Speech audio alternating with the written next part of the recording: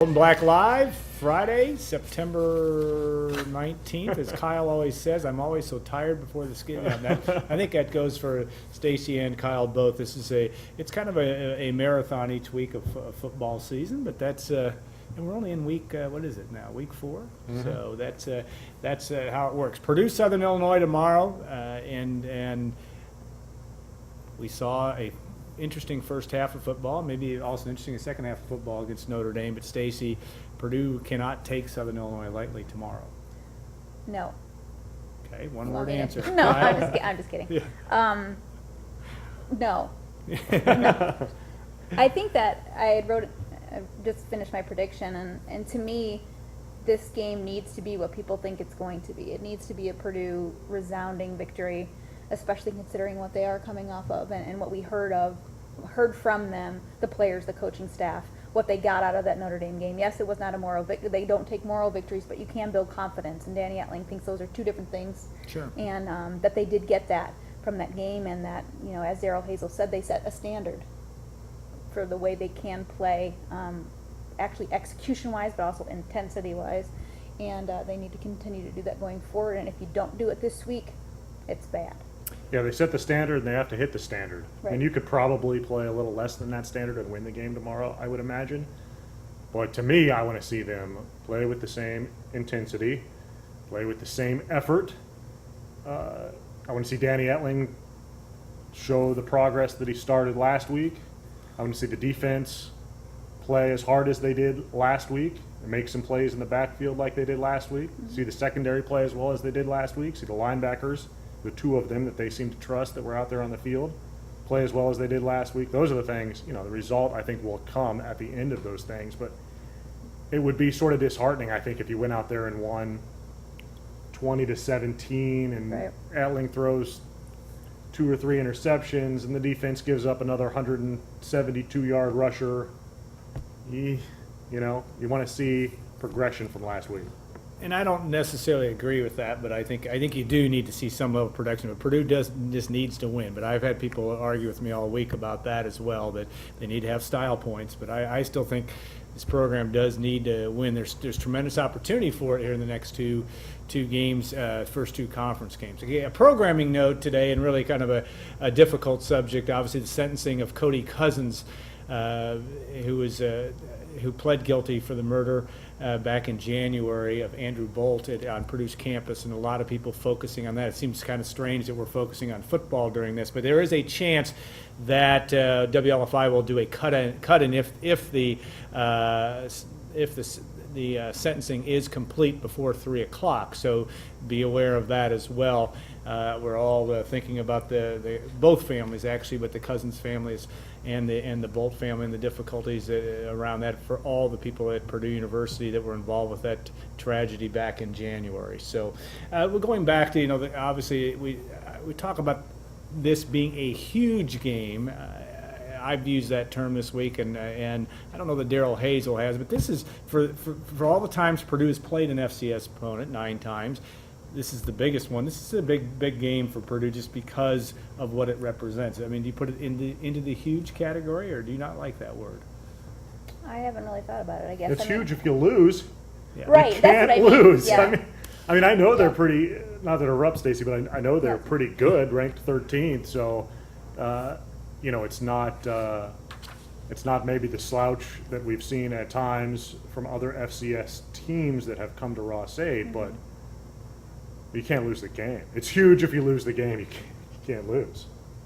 And we'll go, and I think we go on to our second topic, which is the quarterback battle. And Stacy, which she often does, will question, what are we talking about from that standpoint in terms of this. And we have Mark Herman. Mark, have a seat in our green room here too while you're here. Mark will be of course, one of the great quarterbacks in the history of college football, let alone Purdue. Will be joining us in segment 2. But this is you had mentioned in your email to me, which is a point. There really isn't a quarterback battle. There is in the minds of some fans still that's still going on, but you dispute that, or you don't think that that's the case? I think I've disputed that all season in terms of the semantics that we're talking, I guess. Was it ever a quarterback battle, really? That's kind of the question, the root question, and Yeah. my answer to that is no. And it has been no since before the season started. Will it turn into a legitimate one if Danny Etling does not play well the next 3 weeks? Possibly. But I think for this week especially, I mean, why would you even think? I just don't get that. I don't get that talk going into this game. I think that, he looked good last week, I think. And I know people are debating about his second half. I actually didn't think he played that poorly in the second half. I mean, he missed a couple throws, but guys dropped some balls too. I mean, it's not the quarterback is magnified, obviously, but he needs some help. And if a couple of those other plays go Purdue's way, we could be looking at this totally differently too. So I don't think there's any question that Danny Etling should be the starter right now, and he is. And we'll see what happens going forward. She said it all, really. I mean, he should start.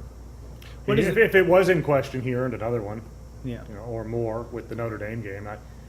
He threw the couple interceptions in the second half, and as I have said all week, I don't really care about the second one all that much, really. Yeah. I mean, desperation time, the very end of the game. It's, you're trying to make a play, so Yeah. that's fine. But you got to make a couple more of those passes that he missed, hit a couple more downfield. But I thought he played well in practice this week. Looked like he might have had a little bit more confidence. He completed some more balls down the field, which I know Purdue hasn't said this.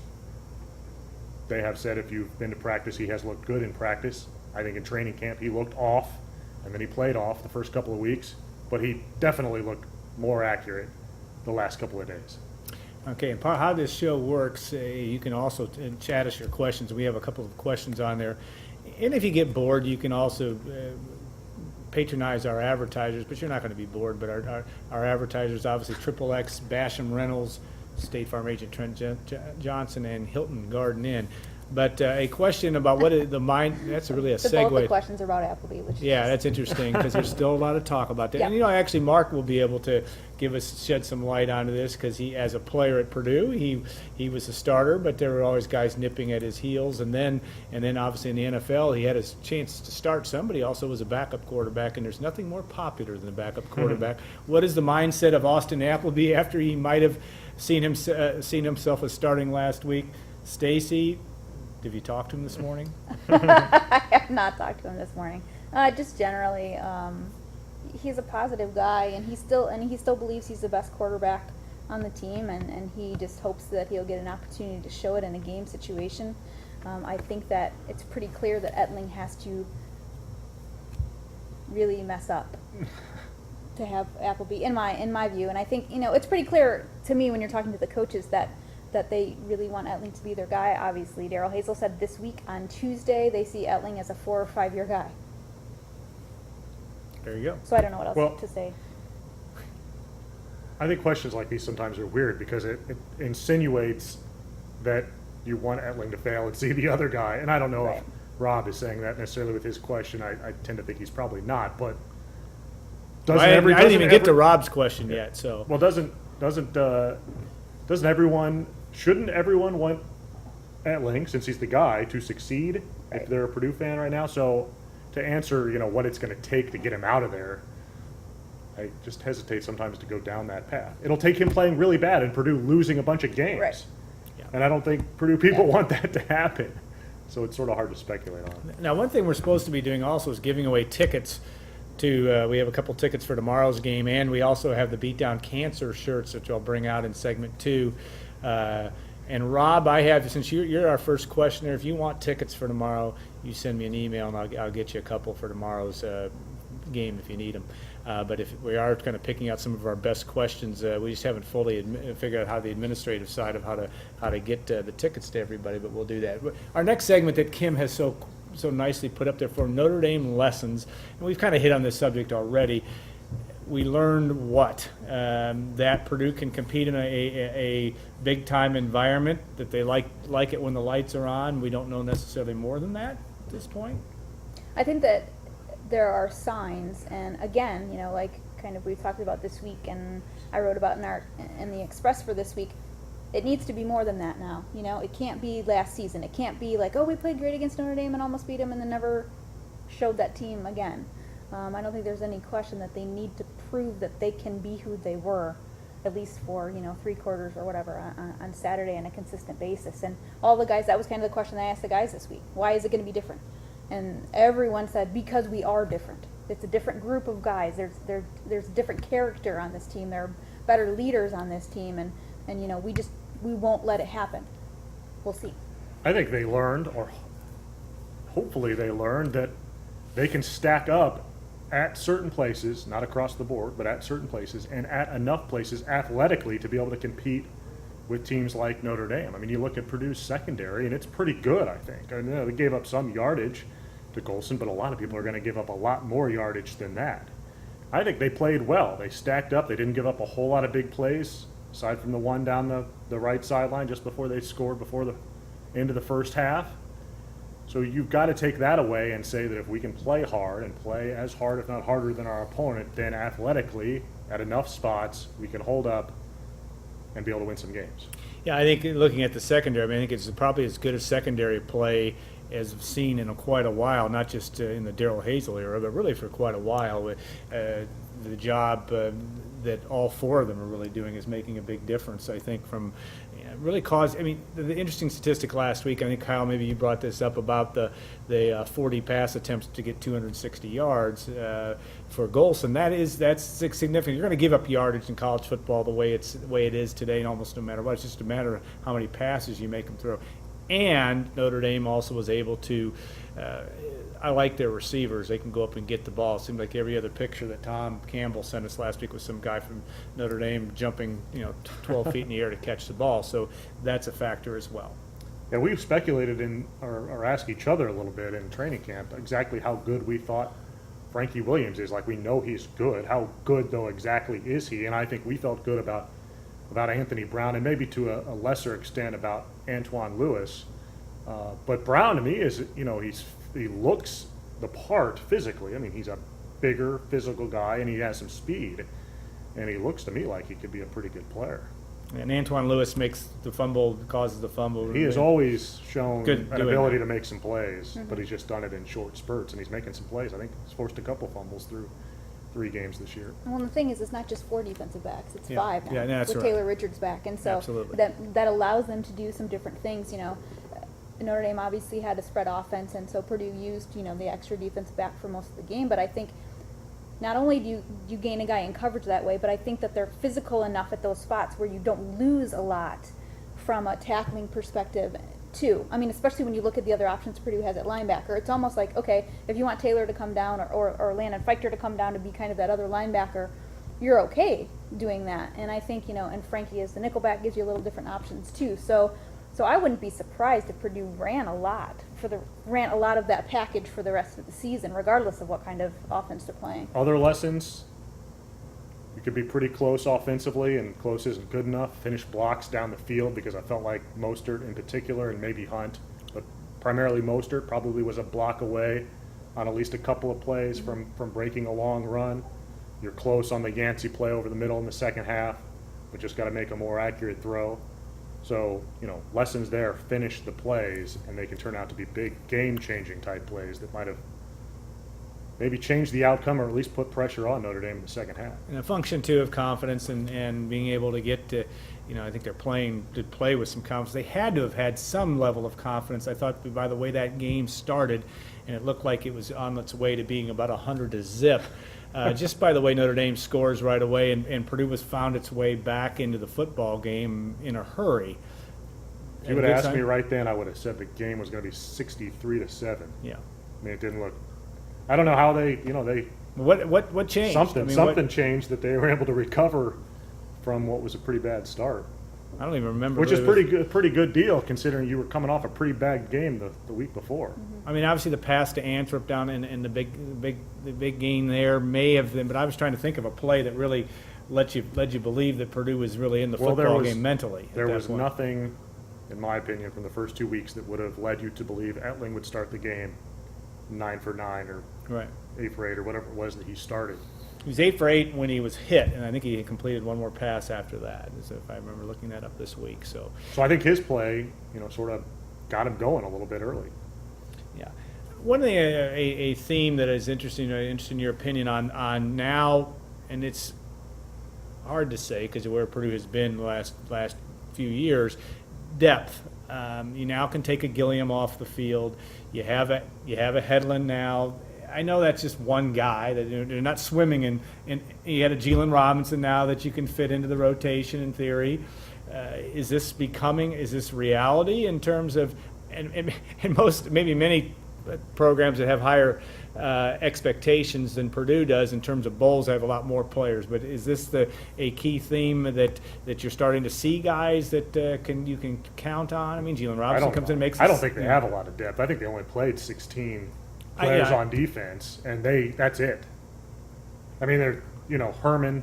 I guess I was saying I was looking at the point that they had 11. Now they have 16. I mean, that's been my point. Is that it's a baby step forward. I'm not saying they're swimming in talent. I'm not saying that. More of the 16 I think they trust than maybe the top 16 from last year, perhaps. But they're not going much deeper than what even the 15th and 16 guys didn't play very much. I mean, Joe Gilliam played five snaps, I think. But you can put him. He has experience. Yes. And again, you don't. I'm almost saying this in reverse notion that they really don't have a lot of depth, but they had so little trust outside of anyone that they now, I think, have developed some of that.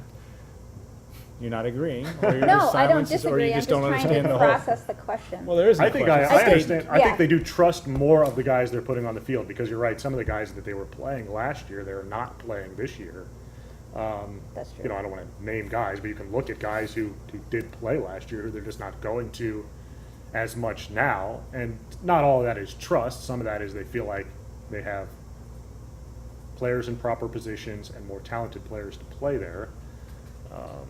I don't know if any of this is answering your question or not, but Well, we'll move on to the next topic. I mean, that's fine. No, I think we've hit that. Hazel, intensity and emotion. We have some. I felt like for the first time that this team has showed some, maybe not the first time because I thought they Stacy did it in Notre Dame. disagrees with whatever you say. She's going to disagree. Okay, that's okay. But I like the fact that at least they're jumping around on the sideline. Not the coach wasn't, though we did catch him once jumping around a little bit. I personally like that. You apparently don't care. She doesn't care. Go ahead, Stacy. I don't. What's the Continue question? to- The That's not a question question, that is, was a do statement. does it matter to have, do you need a head football coach that shows more emotion than Daryl Hazel? Oh, Please. Oh, that was the question. I know. That was going to be the question. that wasn't. Okay, if you No. wanted me to ask a question, I really No, want to ask.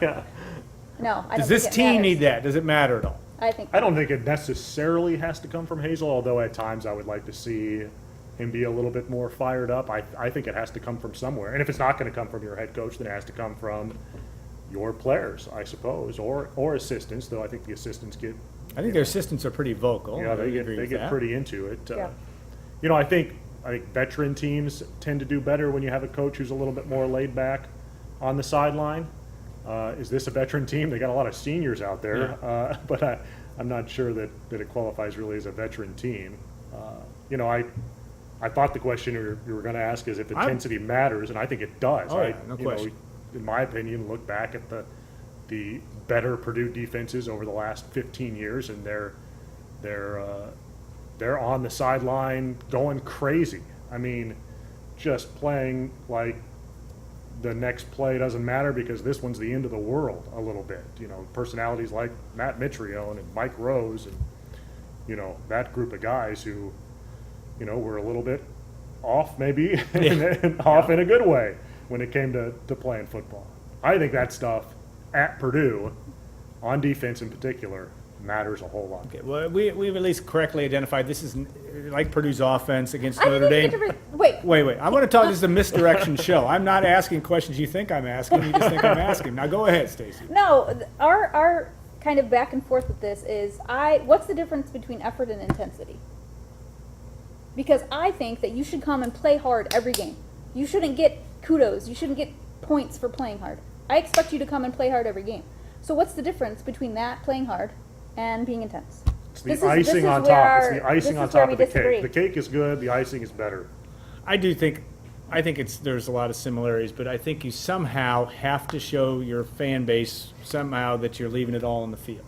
And I think you look at for whatever reason, against Central Michigan, it looked in the second half they're completely flat, and whether that's reality or not, if you go back and scout and look at all the plays and the coaches are grading plays on effort, or like Hudson does, Yeah, I agree. you know, I don't know if that's a fair assessment. Maybe it's just because they were behind by 3 touchdowns and it looked bad. I don't know. That's maybe the untrained eye looking at it. So do you want them when they're playing poorly to be on the sidelines like, yeah? You want them dancing to shout in the third quarter No, when you're I losing don't. by 2 I don't like touchdowns? that. I don't like. Okay, that so- personally. I just want them to. I just want whatever it is that makes it look like they're. The key to that is not fall leaving off. behind. No, Yeah, just don't fall behind. Well, that's what I mean. Like, you're talking about defense being intense. My first year on the beat was 2004, so the last 10 years, but I had never seen a really good defense here.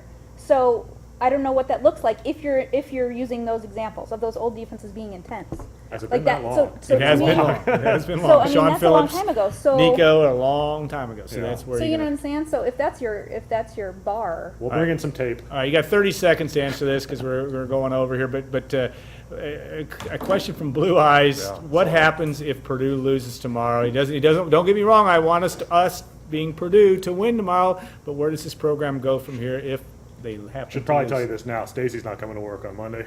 She said. I said that on the And pregame I show. told her that probably doesn't matter. It may not. I don't think they're going to lose tomorrow. Purdue's going to lose. I don't think they're gonna lose. But I do think it's you don't want to go there. You don't ever want to go in any non-conference game. We'll talk. We won't bring up bad memories from Mark, but in 1979, I think it was Northwestern was on about a 30-some game losing streak, and Purdue was ranked in the top 15, and Boilermakers almost lost to Northwestern. So. It can happen to anybody. So, all right. I haven't asked any direct questions at all, but we've just tried to keep you in the dark. We're going to take a 2-minute break, probably because we need it, and then we're going to bring in Mark Herman, and he's ready to go. He's just excited over there He's for intense, segment right? 2. He's very intense. He's not emotional, but he's intense, and we'll look forward to for the next segment. That's if we're still here in 2 minutes on Gold and Black Live.